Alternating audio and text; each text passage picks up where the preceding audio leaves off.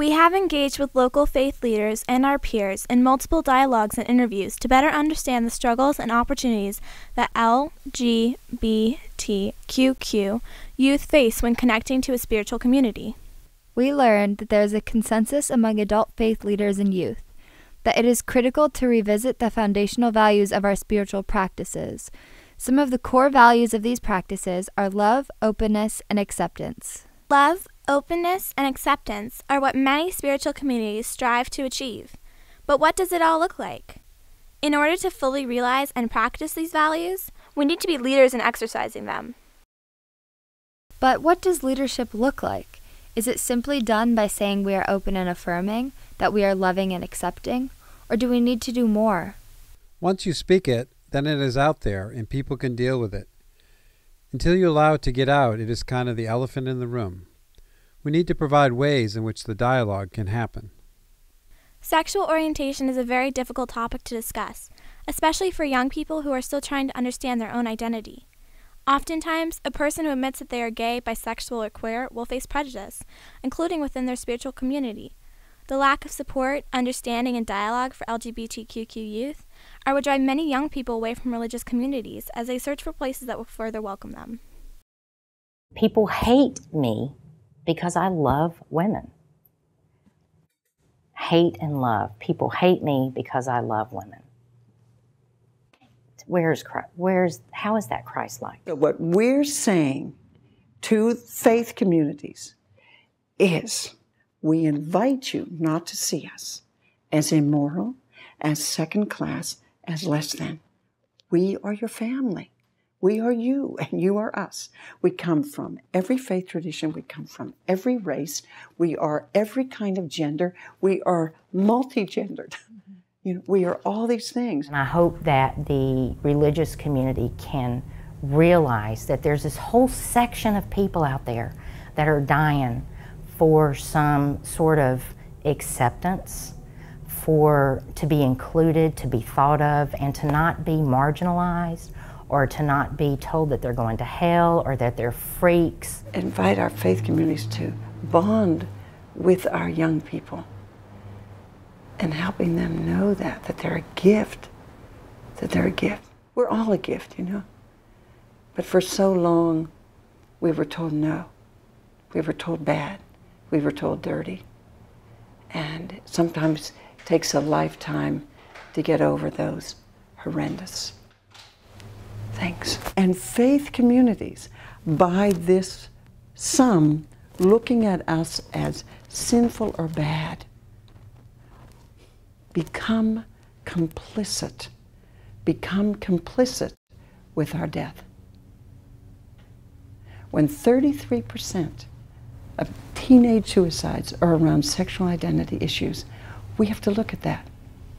We have to invite our faith communities, and many have come to see us too as people of faith, too as people who yearn for meaning in our life. I let go of religion pretty early on. I had to, as a way of self-preservation. Not having religion in my life during that time actually saved my life.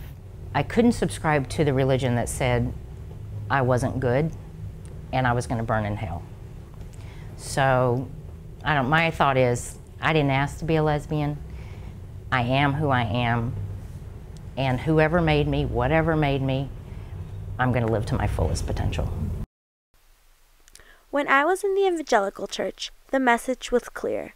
God loves you, but what you're doing is wrong and you're going to hell. Is that I knew who I was. And I remember running home to my wonderful husband, Jimmy, saying, Jimmy, I know who I am. I'm a lesbian. And that night we went to the table and Jimmy said, Mom, tell the boys the wonderful news you found out about yourself. And with that, one of my sons said, well, they both cried because they saw me crying, like, oh, my, what are we going to do? And the one said, well, Mommy, you just love people. And the other one said, Mommy, let's go tell the church. And their daddy said, I know how excited we are, but the church won't be excited, Chetty. The church won't be excited.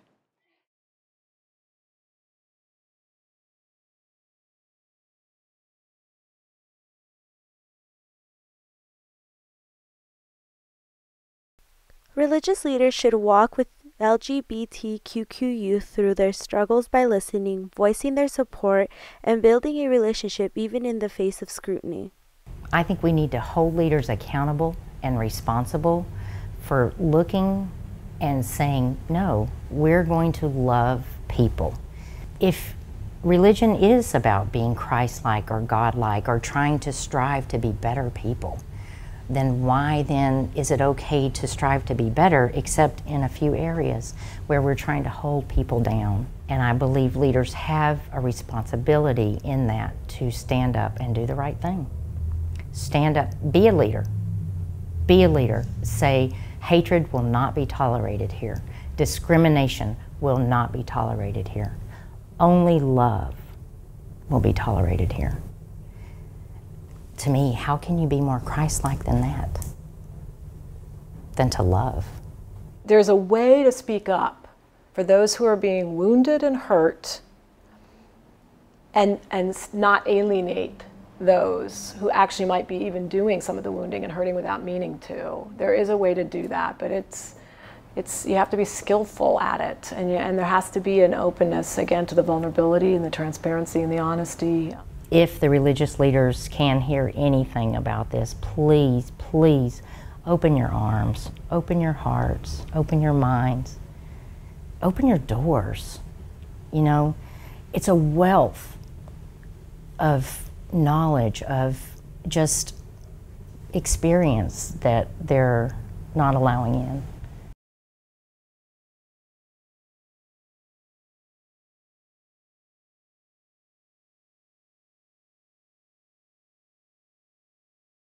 We learned that religious leaders want to provide a safe and inclusive environment for LGBTQ youth, but many of them admit that they have not been able to connect with these youth as well as they would like.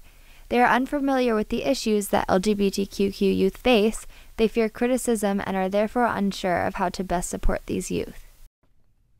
Erase the intimidation and talk about gender identity and sexual orientation. Not talking about it makes the topic seem bigger and scarier. People are afraid to talk about it.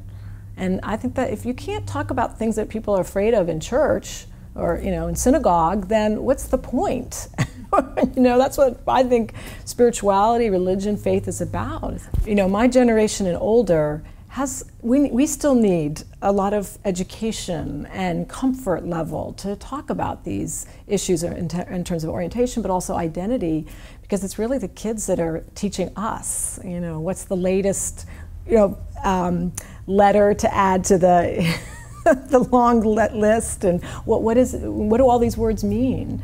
I've known some priests who are very able to really be present with young people, but again, it's usually because they're comfortable in their own skin. There's another.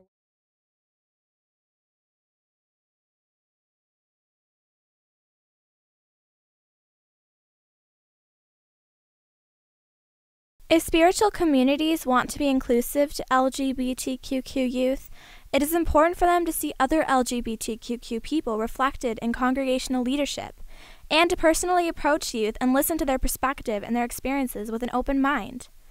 Religious leaders need to walk with youth. But what does that mean? If you are not walking with us, who is? The most important thing to do when walking with us is accept us. How can you walk with me if you don't accept who I am? Like a good friend, I think it's necessary that they respect you for who you are, instead of something they think you are or wish you were.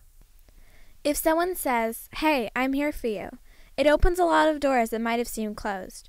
You need to reach out to us. We don't always notice the people who are here to help.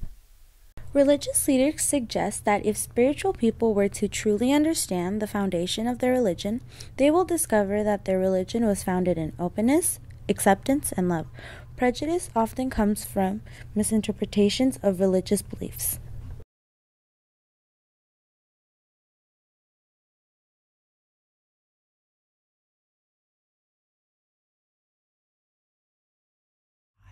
And this way said to churches.